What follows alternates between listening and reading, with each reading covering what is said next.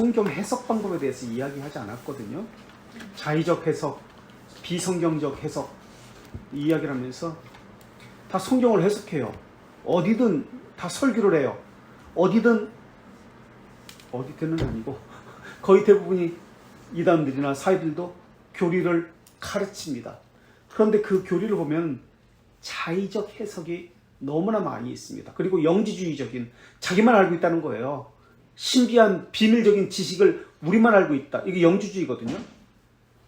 로마 카톨릭은 성경 해석 방법에 대해서 섭리의 하나님을 인정한 것이 1893년 11월 레오 13세가 반포함으로 인해서입니다. 섭리의 하나님. 그리고 성령의 영감에 대해서는 비오 12세 1943년 9월 반포함으로써 그때서 믿기 시작했어요. 그 다음에 교회 안에서 성경 해석은 1993년 4월 요한 바오로 2세에 의해서 반포됨으로써 그때서 비로소 허락된 거예요. 성경 해석에 대해서 고전적 방법이 두 가지 것이 있는데 전통 방법이 어떤 것과 어떤 것이 있다고 했죠? 알레고리컬 해석. 알레고리컬하고 문자적 역사적 문자적이고 역사적인 방법이 있다고 했습니다. 해석 방법. 그 다음에 이게 전통적인 방법이에요. 알레고리칼. 그리고 또 하나는 역사적이고 문법적인 방법. 알레고리칼은 어디 초대교회에서 어디를 중심으로 이것이 발전했다고 했죠? 알렉산드리아. 알레니까 알렉산드리아. 그리고 역사적이고 문법적인 이런 해석 방법은 안디옥. 예, 중심으로 이것이 그래서 안디옥 학파다, 알렉산드리아 학파다 이런 식으로 나왔죠. 그것 말고 근현대 교회사에서 새로운 성경 해석 방법이 나옵니다. 정경 비평, 문헌 비평, 역사 비평, 수수학적이고 기호학적인 학문적으로 성경 해석을 다시 새롭게 하는 이런 비평 방법이 나옵니다. 그러나 이 전통적인 방법 두 가지, 문자 역사적인 해석 방법, 알레고리컬 해석법은 초대교회 때부터 곤정 해석 방법으로 지금까지 초대교회 때부터 계속 있었던 방법이다. 알레고리컬은 알렉산드리아 학파에서, 역사적, 문법적 성경 해석법은 안디옥과 또 카르타고 그 어거스틴 있는 데서, 알렉산드리아 학파의 대표적인 사람은 알렉산드리아 출신인 오리게네스, 아리오스, 알렉산드리아 클레멘스, 시릴, 키릴로스라는 사람, 또 아폴리나리우스 같은 사람, 그리고 안디옥 학파, 안디옥 출신은 안디옥 누가 있죠? 초대교회? 바알? 바울. 바울.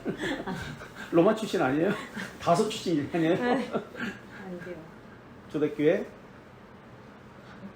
폴리카르포스, 이레니우스, 이그나티우스,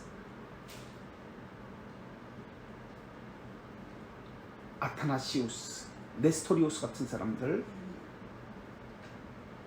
카르타고 출신은 어거스틴, 또 터툴리아누스. 그래서 기독론 논쟁에서 안디옥 학파와 알렉산드리아 학파가 붙어버리잖아요. 알렉산드리아 학파는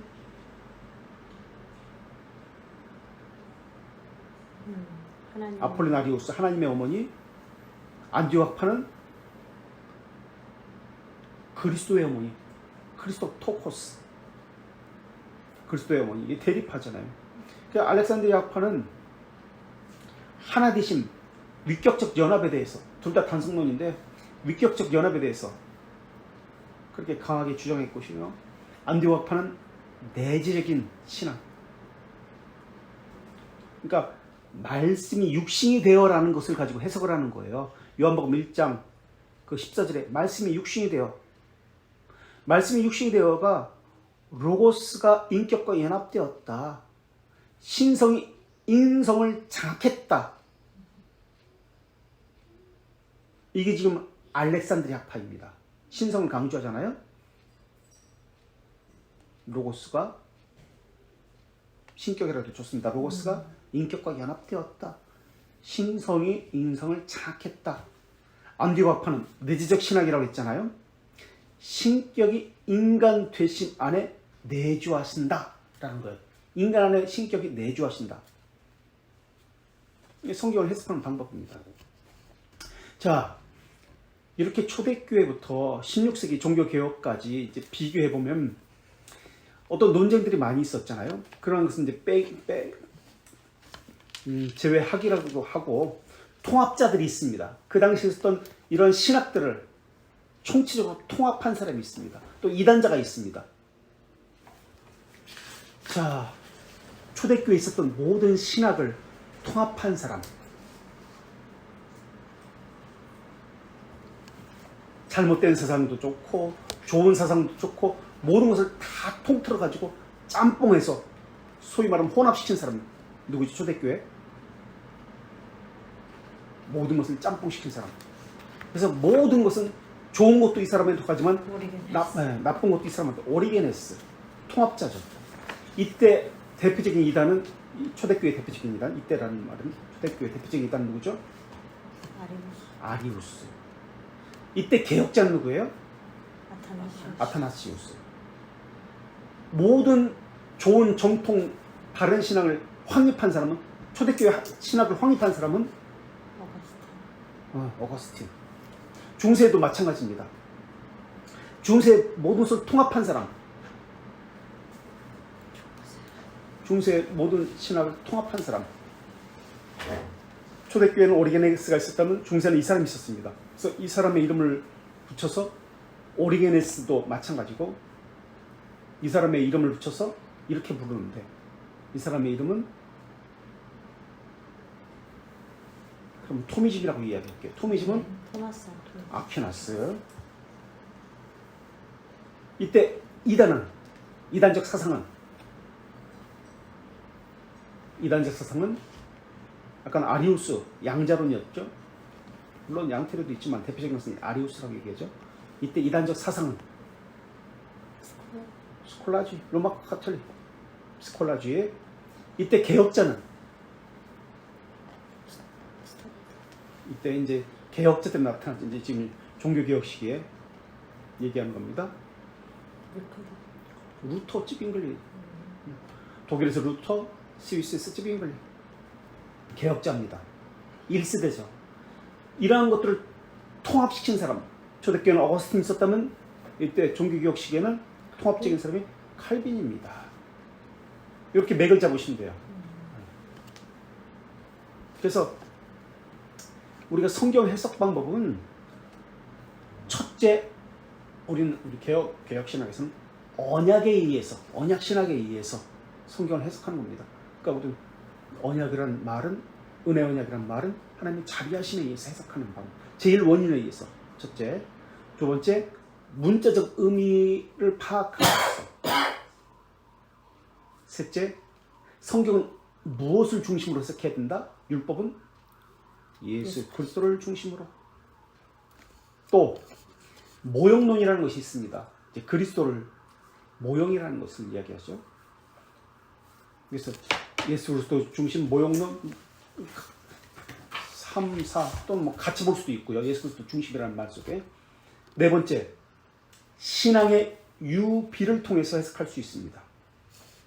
이게 웨스트민스터 신앙고백서에 나오는 것들이에요. 유비를 통해서, 신앙의 유비.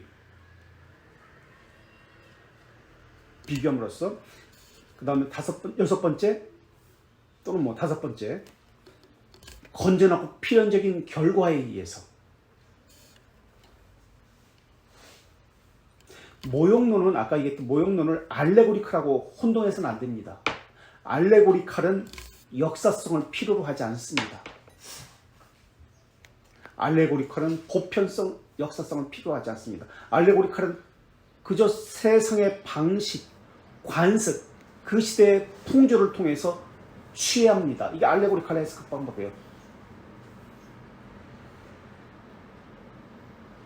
그러나 모형론은 역사성을 가지고 있습니다. 신앙의 유비는 어느 때 많이 사용되냐면 난해한 본문을 해석할 때 취하는 방식입니다. 그래서 신앙의 균형을 가지고 진리의 기초에서 성경을 해석을 해야 합니다. 그래서 역사적 문법적 해석 방법은 본문의 의미, 의도, 역사적인 정보 이런 것에 의해서 해석을 하는 방법입니다. 근데 동방정교회, 로마 카톨릭은 해석 방법이 조금씩 다릅니다. 동방정교회는 성경 해석 방법이 역사적 문법적 해석 방법 플러스 알레고리칼. 로마 카톨릭은 역사적 해석, 역사적 문법적 해석 방법 플러스 무엇일까요?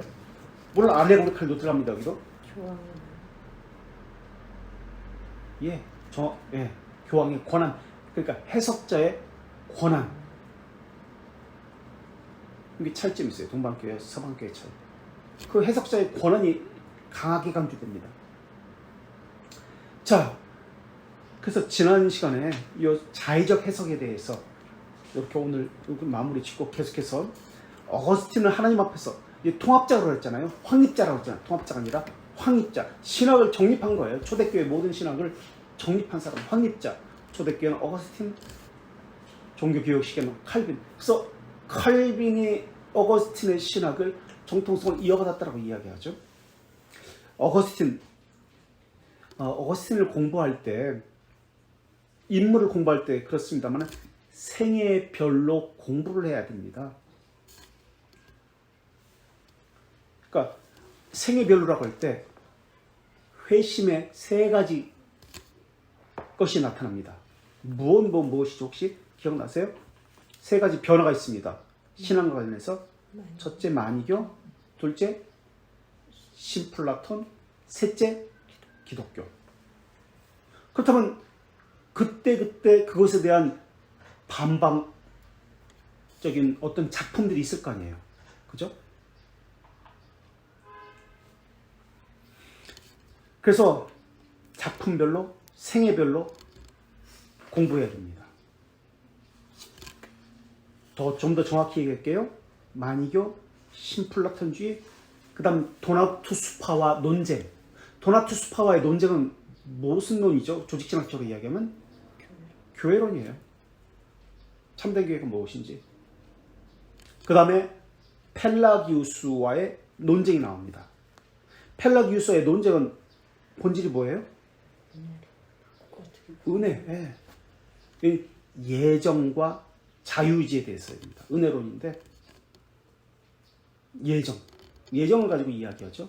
자유의지와 관계에 대해서 이야기합니다.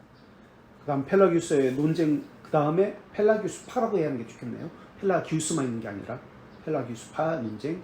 그 다음에 무엇이 나타날까요? 로마의 멸망, 하나님의 도성. 이런 순위로 공부해야 됩니다.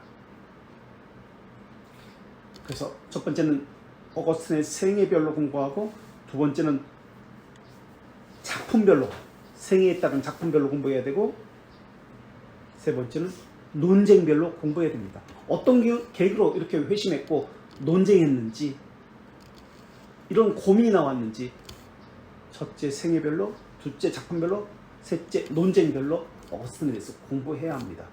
지금 이 이야기를 하는 것은 종교 개혁자들도 마찬가지이기 때문에 그렇습니다. 회심, 논쟁, 생애 이별로 공부해야 하기 때문에 그렇습니다. 자, 아우구스티누스는 책 9페이지 읽겠습니다. 하나님 앞에서 진실하게 살고자 했지만 인간 심정에 나타나는 내적 분열을 어떻게 할 수 없어서 진지에게 고뇌했던 인물입니다. 인간의 내적 분열에 대해서 고뇌했다. 그렇다면 이거에 대한 작품도 썼겠네? 예, 그렇습니다. 인간에 대해 분명히 고뇌했습니다. 이거에 대한 설명을 하기 시작합니다. 인간에 대한 고뇌했다는 말의 의미는 인간에 대한 본질이 무엇인가를 따지는 것이 무엇이죠? 이런 학문이 인간 중심의 철학입니다. 다시 말하면 어거스틴은 신플라톤주의에 대해 고민했습니다. 반발했습니다. 그래서 나온 책이, 제가 어거스틴을 소개할 때 그 마니교에 대한 반박, 신플라톤주의에 대한 반박, 도나투스파에 대한 반박, 펠라기우스파에 대한 반박과 관련된 작품들이 있다는 것을 소개했습니다. 그 작품들을 소개했거든요. 영의 불멸성에 대해서 라는 저서를 쓰게 됩니다. 신플라톤주의에 반발해서.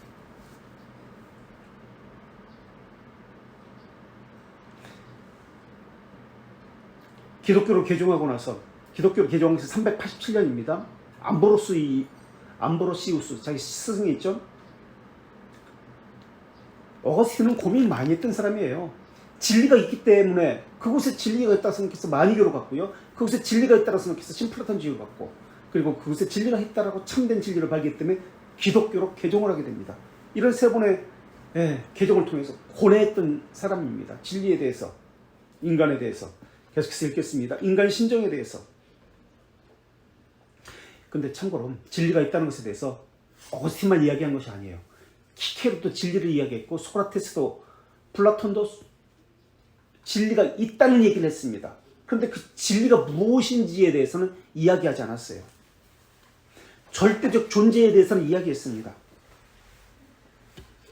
그래서 어거스틴 20대에 알던 그 진리, 30대에 알던 진리, 40대에 알던 진리, 20대에 알던 진리는 마니교였고 30대에 알던 진리 각기 다르죠. 우리의 신앙은 어떻습니까? 하나님이 변하는 건 아니잖아요. 그죠?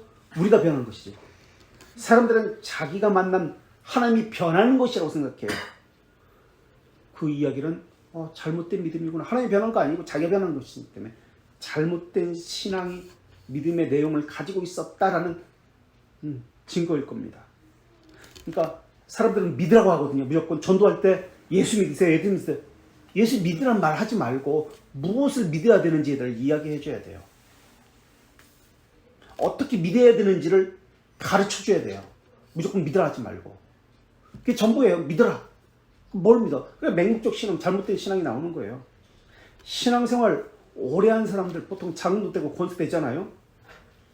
그들이 경건한가? 올바로 서 있는가? 왜 교회에서 가르치는 대로 지금까지 믿어왔는데 왜 저러지? 어떻게 믿어야 되는지가 없어서 그래요. 무엇을 믿는지가 없어서 그래요. 그냥 믿는 것만 있어서 그래요. 그러니까 잘못된 신앙을 갖고 있는 거예요. 그래서 장로되고 권세돼도 똑같아요. 30년, 40년 신앙생활이 똑같아요. 자, 이런 고민을 했습니다. 그래서 인간 신정에 대해서 계속 셋째 줄, 그만큼 성경적이고 역사적이고 사실적이고 분석적이고 철학적으로 설명하는 사람을 찾아볼 수 없습니다. 시대를 초월해서 인정하는 위대한 인물이 어거스틴입니다. 그는 자신의 저서를 통해서 기독교의 분명한 진리, 삼위일체론, 은혜론, 교회론 등을 충분히 설명했습니다. 중세시대에 부족했죠. 빌미를 줄 수 있다고 이야기했습니다. 잘못된 사상을 가진 사람들에게. 당시에는 진리를 바로 전하는 자가 거의 없었고 진리를 감추었다. 진리의 세속적 가치를 더했다. 진리를 감춘 것이 중세교회사. 진리의 세속적 가치를 더한 것이 근현대교회사. 신자들은 선명한 진리의 빛을 볼 수가 없었습니다. 그것도 천년의 기나긴 세월 동안 진리를 어둡게 해서 누구든 구원의 진리를 볼 수도 알 수도 말할 수도 없게 했습니다. 그래서 지난 시간에 초대교회의 배경, 그 종교개혁을 할 수밖에 없었던 중세시대의 신앙에 대해서 책들, 종교개혁의 시대적 배경에 대해서 책들을 제가 몇 권 추천했었거든요. 그래서 이 책도 좀 캐티펠 시리즈거든요. 10권짜리인가 그래요. 중세시대 수도원에서 일어났던 사람들의 모습이거든요. 참 경건을 했어요. 하나님 얼마나 두려웠는지 몰라요. 그런데 보면은 신앙을 이렇게 할 수 있을까? 소설이에요. 쑥쑥 넘어가요. 이 소설 한번 읽어보시면은 이렇게 한심할 수가 없어요. 별것도 아닌 것에 진지해 목숨을 걸어요. 성인을 만들어내요. 뼈를 훔쳐, 예를 들어서 이거 뼈를 훔쳐오기 위해서, 무덤 속에 있는 뼈를 훔쳐오기 위해서 살인까지 저질러요. 그래서 그 뼈를 훔쳐가지고 성인이라 칭하고 자기 교회 수도원에 가지고 있어요. 그리고 여기서 거짓 그 무슨 기적들, 이적들을 만들어내는 거예요. 그걸 참된 신앙이라고 생각해요, 이 사람들은. 이게 중세시대의 모습이에요. 자, 그래서 중세시대의 배경으로 쓴 이 캐티벨 시리즈 보면은 잘 알 수 있습니다. 그들의 신앙이 어떤 것인지. 그 이후 어거스틴처럼 고민하고 42세 때 고백록을 썼거든요. 고백록은 일기를 쓴 게 아니에요. 그래서 어거스틴을 알려면 먼저 고백록을 읽어봐야 돼요. 일기가 아니고 사상적 벼달을 쓴 겁니다. 처음에 왜 만이교를 들어갔고 거기서 왜 진리가 있다고 생각했는지, 그 다음 신플라톤주의에서 왜 거기를 찾아갔고 왜 거기서 진리가 있다고 생각했는지, 그 다음에 왜 기독교로 왔는지, 이런 사상의 변천사를 쓴 것이 고백록입니다. 여기서 사상의 변천사, 변화라는 말의 의미는 성경 해석을 그때 다르고 40대 때 달리 했다라는 말의 의미입니다. 성경 해석이 변천사와 같은 말입니다. 자, 어거스틴은 고민했고 고뇌하면서 성경에 나타난 진리를 재발견, 다시 발견하는 이가 나타납니다. 그게 바로 마르틴 루터입니다.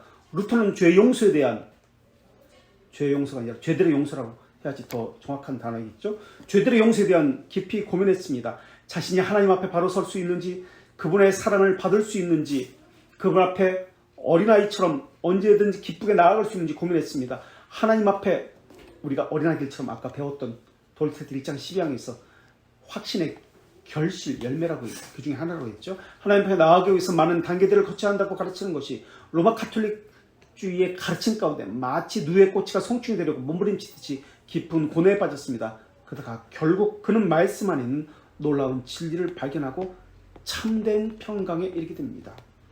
진리, 다른 말로 뭐라고 얘기할까요? 평강, 믿음의 두 돌적이는 언약과 약속과 평강입니다. 언약을 발견했습니다. 그 이야기와 같은 말이겠죠. 율법과 복음을 구별하는 법을 발견한 거예요. 그전에는 율법과 복음, 그 언약을 발견하기 전에는 무엇을 가지고 이 루터가 신앙생활을 했냐면, 루터는 종교개혁 때 칭의를 몰랐어요. 언약을 발견하지 못했어요. 1917년은 얼마 안 됐지. 1517년에 종교개혁이 있었는데, 그로부터 2년 후 1521년에 그때서야 비로소 이신칭의를 발견한 거예요. 그 이야기를 탁상담화라는 제자들과의 식탁 놓고 이제 이야기하는 그 책에 그때 밝히고 있습니다. 나는 이신칭의를 1521년 종교개혁 이후 2년 후에 깨닫게 됐다, 발견하게 됐다. 그 전에는 루터는 수도사 출신이기 때문에 신비주의적 책을 가지고 이걸 신앙이라고 붙들고 있었어요. 그래서 편집해서 만들어낸 책이 독일 신학이라는 책입니다. 이 책을 가지고 공부한 거예요. 그 사람은 그걸 신앙이라고 붙들고 중세에서 벗어나지 않았어요. 종교개혁 시기에도. 종교개혁은 종교개혁이 아니라 그 당시 루터는 회개에 대한, 면죄부에 대한 반발이에요. 그 지적이에요. 잘못됐다고. 놀라운 진리를 발견하고 다시금 발견한 것입니다. 그렇다면 구약의 성도는 어떻게 죄사함을 받죠? 제사를 드림으로써 죄사함을 받나요? 아니죠. 제사를 통해서 예수 그리스도를 바라봄으로써 죄사함을 받은 것이죠. 그러니까 이 제사에 관심을 두는 것이 아니라 예수 그리스도를 바라보는 것, 여기서 언약을 발견하는 것에 관심을 둬야 됩니다. 예배 시에 예배 참석하는 것이 관심이 아니에요. 그럼 무엇에 관심을 둬야 됩니까? 예배에 예수 그리스도를 발견하는 것을, 바라보는 요소가 없다면 이 예배는 거짓과 형식에 불과한 거예요. 그러니까 그 안에 담긴 의미를 모르고 예배에 참여한다? 우상 숭배입니다. 언약이 발견되어야 합니다. 마찬가지예요. 그래서 루터는 바울이 교회를 향해 분명하게 전달했고, 그 참된 구원의 진리를 발견한 거 루터가 이것을 탑의 경험이라고 이야기합니다. 그 탑의 경험. 탑은 이제 수도원이거든요. 루터가 있던 수도원인데 그걸 탑이라고 얘기합니다. 그래서 탑의 경험이다. 그럼 바울이 교회를 향해 분명히 전달했고 이후 기독교 신학의 역사 속에서 중요하게 다뤄졌던 그렇지만 감추어졌던 이신칭의 교리를 재발견했습니다. 무엇이 잘못되었다는 것을 깨달은 거예요. 스콜라주의의 신학이, 스콜라 철학이. 그러면서 이제 스콜라 철학이 펠라기우스 주의와 다르지 않다라는 것을 알게 된 겁니다. 펠라기우스와 스콜라주의는 다른 것이 아니다. 같은 것이다라는 걸 발견한 거예요. 행위의 구원이다. 이것은 하나님께서 선제들과 사도들에게 이미 알리셨던 진리의 총체였습니다. 이 진리를 재발견한 위대한 종교개혁자들의 발자취를 따라 우리 안에서 참된 진리의 재발견이 활발하게 일어나길 간절히 바랍니다. 종교개혁사를 통해서 여러분은 이런 의문이 생길지도 모르겠습니다. 왜 하나님께서는 어두운 중세시대 천년을 허락하셨을까라는 것입니다. 왜 허락하셨을까? 이 의문을 갖는 것, 이것을 다른 말로 역사 철학이라고 이야기합니다. 역사는 두 가지 것이 있거든요. 이제 해석하는 것, 그러니까 실제 일어나는 사건을 가지고 공부하는 것이 있고요. 실제 사건들. 그러나 우리는 교회에서는 실제 사건들도 공부하지만 실제 사건을 공부하는 게 아니에요. 의미를 찾는 겁니다. 해석하는 거예요. 의미를 깨닫는 것. 이게 역사 철학이라는 거예요. 역사. 그냥 교회 오는 거 신앙이 아니에요. 왜 와야 하는지, 왜 예배해야 되는지, 왜 섬겨야 되는지 의미를 찾는 것. 이게 신앙이에요. 교회사예요. 자, 마틴 루터의 위대함을 돋보이게 하려고 그랬을까? 아닙니다. 종교개혁으로 탄생된 프로테스탄트 저항하는 자들, 1521년 제2 슈파이어 회의에서 프로테스탄트란 까불지 마, 반대하는 자들을 너희들 그런 말이 나왔죠. 주목을 받게 하려는 것입니까? 아닙니다. 그분에게는 천년이라는 시간이 문제가 되지 않습니다. 하나님에게는 천년은 하루가 같을 수 있습니다. 교회의 역사가 유세비우스는 두 명 있죠. 콘스탄티누스 대제가 311년 내린 밀라노 칙년을 천년 왕국이 도래했다고 해석했습니다. 하지만 그렇지 않음을 아우구스티누스는 하나님의 도성, 이거는 이제 412년에서 426년까지 14년 동안 자그마치 씁니다. 이 로마는 기독교 국가더군요. 하나님 섬기는 나라예요. 그런데 이방인들이 이교도님 소고트 알라리크 2세가 와가지고 로마를 무너뜨립니다. 왜 기독교 국가가 영원한 천년왕국이 이교도한테 무너지지? 이걸 쓴 것이 하나님의 도성이에요. 신의 도성. 이게 역사신학이에요. 하나님의 섭리를 설명하는 거예요. 그래서 이방인에게 망한 기독교 국가 이해할 수가 없었거든요. 그래서 최초의 역사 신학, 이게 하나님의 도시입니다. 도성. 그래서 그게 역사적인 가치가 있는 거예요. 하나님의 도성이. 410년 8월 24일 소로마 제국이 몰락합니다. 소고트족 알라리스에게 충격을 받습니다. 왜 1100년의 로마 역사가, 기독교 국가가 이교도에게 멸망을 받을까? 고민하기 시작한 거예요. 이것에 대한 답을 내려줘야 했습니다. 그래서 역사는 아까도 얘기했지만 사실과 의미로 나눕니다. 사실은 연구의 주제고요. 의미는 역사 신학 또는 역사 철학의 영역입니다. 그래서 기본적으로 역사관이 없으면 신앙은 잘못된 거예요. 바른 역사관이 있어야 바른 신앙이 됩니다. 음악을 해도 미술을 해도 무엇을 해도 역사적인 이 철학이 있어야 합니다. 해석을 하는 거예요. 음악도 미술도 해석을 하는 겁니다. 음표를 또는 그림을 그 의미를 표현하는 도구로 사용하는 거예요. 음표를. 그림을. 로마인이 왜 멸망했을까? 이거에 대한 답을 내려준 것이 바로 이것입니다. 성경을 보면은 자기 도시를 카인과 아벨 중에서 자기 도성을, 자기 이름을 넣어가지고 도성을 건설한 사람이 있습니다. 누구죠? 가인과 아벨 중에서 누구예요? 자기 이름을 넣어가지고 성을 지어요. 가인이에요. 아벨은 자기 성을, 자기 이름을 넣어서 건축하지 않았습니다. 아벨은 나그네로 살았습니다. 야곱도 끝까지 나그네의 길이 130년이라 험한 아이다. 나그네의 길로 살았습니다. 자기 이름을 내세우지 않았습니다. 자기 이름을 가지고 토성을 건축하는 것, 사람들이 이것을 가지고 하나님의 나라가 왔다, 콘스탄티노폴리스 하나님의 도성이 왔다라고 이야기하지만 절대 그렇지 않습니다. 그래서 아벨은 교회를 상징한다고도 그렇게 이야기합니다. 나그네. 지금 이렇게 해석하는 것이 역사 신학입니다. 자, 하나님의 도성, 도시를 통해서 분명히 알 수 있습니다. 490년 크로비스 1세. 크로비스 1세는 누구냐면 라틴어 이름은 클로도베쿠스입니다. 클로도베쿠스. 프랑크 프랑크족이 이제 왕국을 세웠을 때 최초의 왕입니다. 성탄절에 세웠거든요. 12월 25일. 그러면서 메로빙거 왕국가 시작됩니다. 메로빙거. 세례를 받고 프랑크족을 기독교 시켰습니다. 이교되는데 프랑크 왕국을 세우고 프랑크 족장이었거든요. 기독교화 시키면서 유럽을 기독교화하는 발판을 마련했다는 해석이 있습니다. 하지만 달리 보면 그가 자신의 잔인한 정복력을 합리화하기 위해서 기독교 정신을 악용했다고 볼 수 있습니다. 정치적으로 기독교를 종교를 이용한 거예요. 이 클로비스라는 이름은 군주 이름이거든요.